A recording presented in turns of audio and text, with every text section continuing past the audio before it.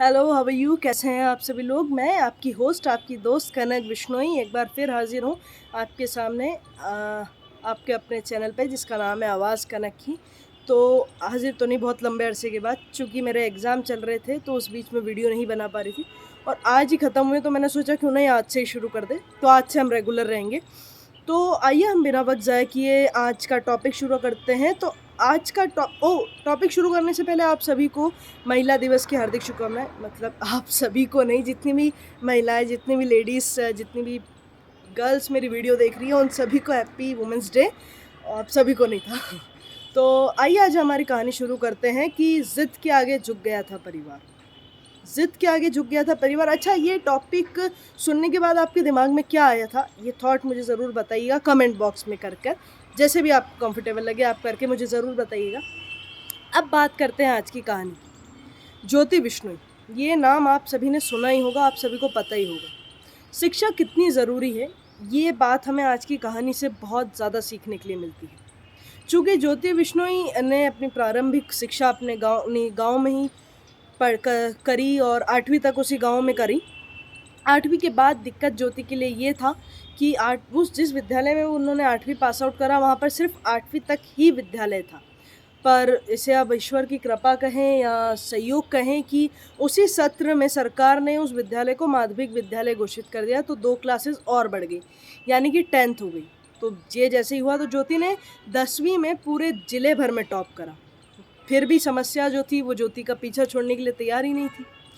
Top करने का अब गाँव से शहर तो ज्योति के लिए पढ़ने जाना इज़ इम्पॉसिबल, ये बिल्कुल नामुमकिन के समान था।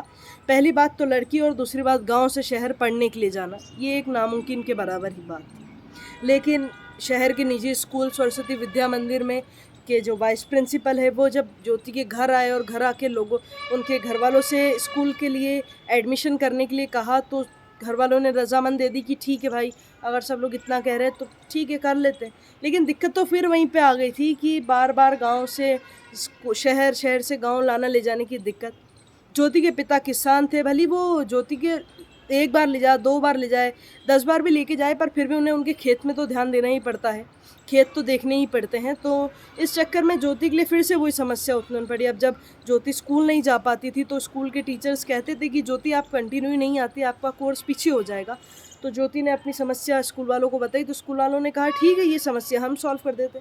स्कूल वालों ने एक वैन ज्योति के लिए अलॉट करी और उस वैन से ज्योति आया जाया करती थी और उसका परिणाम ये निकला कि ज्योति ने पूरे मध्य प्रदेश में टॉप किया। ये बहुत ही प्राउडली बात है कि मैंने जैसे कि आपसे शुरू में ही कहा था कि शिक्षा कितनी ज़रूरी है, ये हमारी आज की कहानी से हमें मिलता है। यकीन मानिए, कहना बहुत आसान होता है कि टॉप किया, लेकिन उस टॉप के पीछे ज्योति की कितनी मेहनत लगी, उन्होंने कितना स्ट्रगल किया, ये कोई उनसे ही पूछे। अब बात आती है कॉलेज की। जब 12th पास आउट हुई तो उन्होंने इंजीनियरिंग कॉलेज में एडमिशन लिया, पर दिक्कत ये थी कि अभी तक हिंदी मीडियम में पढ़ने वाली ज्योति सडनली इंग्लिश मीडियम में, तो हिंदी से इंग्लिश में कैच करने में तो समय लगता ही है। जो सवाल है, जो शुरू से ही हिंदी मीडियम में हो तो उसको इंग्लिश में कैच करने में वाकई बहुत समय लगता है। पर ज्योति ने अपने जैसे तैसे एडमिशन का फॉर्म तो भरा, लेकिन कुछ कुछ चीज़ें उन्हें नहीं समझ में आई। तो उन्होंने वहाँ के मैम सर को एक कॉल लगाया और कॉल लगाने के बाद कहा, सर मैंने कुछ तो भर लिया है, बट आप मेरी हेल्प करेंगे क्या? तो उन्होंने कहा, बेटा एक बात कहता हूँ मैं। बोले, अगर तुम्हें इंग्लिश का फॉर्म नहीं भरते आना आ पा रहा तो तुम यहाँ कॉलेज में एडमिशन कैसे लोगी? ज्योति को ये बात थोड़ी सी हर्ट हुई और ज्योति ने सोचा कि ये इंसान, इन्होंने मुझे ऐसा कह दिया जो मुझसे मिले ही नहीं है। तो ज्योति ने ठान लिया कि भाई अब कुछ भी हो जाए, एडमिशन तो मुझे इसी कॉलेज में चाहिए और पढ़ूंगी तो मैं यहीं, क्योंकि हार नाम का तो शब्द उनकी डिक्शनरी में था ही नहीं। हार तो उन्होंने कभी मानी ही नहीं। घर वालों ने पढ़ाई के लिए मना कर दिया तो उन्होंने पढ़ाई के लिए ज़िद करी। कॉलेज वालों ने कह दिया कि इंग्लिश नहीं आती तो उन्होंने रोज़ 10 घंटे पढ़ाई शुरू कर दी।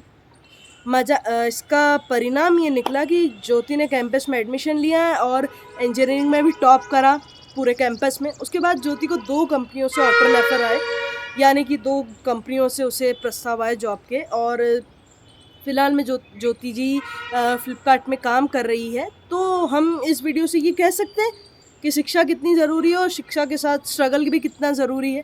हम कई बार कह देते हैं, हमारे घर वाले कहते हैं बेटा पढ़ ले, अभी नहीं यार थोड़ी देर बाद पढ़ लूँगा, कल एग्ज़ाम तो मेरा परसों है, आज पढ़ के क्या करूँगा, आज तो सो जाती हूँ या सो जाता हूँ। तो प्लीज़ पढ़ाई को इतना ईज़िली ना लें या इतना इतना निग्लेक्ट ना करें, क्योंकि कुछ हासिल करना है तो कुछ त्यागना तो पड़ेगा ही, चाहे वो कुछ भी हो, आपका फ़ोन हो, आपकी नींद हो, तो आपको त्यागने तो पड़ेंगे। और ज्योति की स्ट्रगल से एक बात याद आती है कि सपने एक देखो मुश्किलें हज़ार आएँगी, सपना एक देखो मुश्किलें हज़ार आएँगी, पर मज़ा तो तब है जब कामयाबी शोर मचाएगी। तो हम फिर मिलेंगे आपके अपने शो में जिसका नाम है लोगों की कहानी कनक की ज़ुबानी। तब तक के लिए अपना ख्याल रखें, अपनों का ख्याल रखें, और फिर क्या, हम कल ही मिलेंगे। Bye bye, take care.